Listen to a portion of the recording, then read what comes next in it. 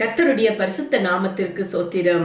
புதிய நாளை கூட்டி கொடுத்த எங்கள் தேவனுக்கு நன்றி கூறி நீங்க எல்லாரும் தேவனுக்குள்ள மன மகிழ்ச்சியா சந்தோஷமா இருப்பீங்கன்னு நான் விசுவாசிக்கிறேன்.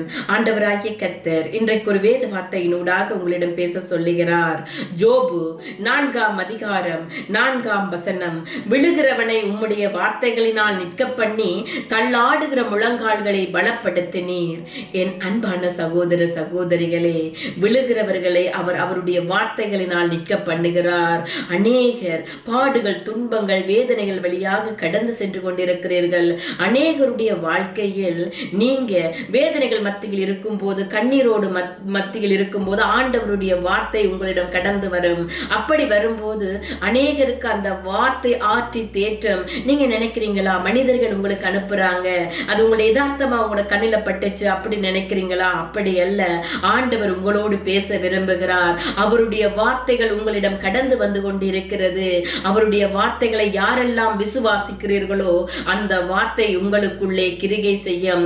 அநேகர் சோர்ந்து போய் இருக்கிறார்கள், பலகீனப்பட்டு இருக்கிறார்கள்.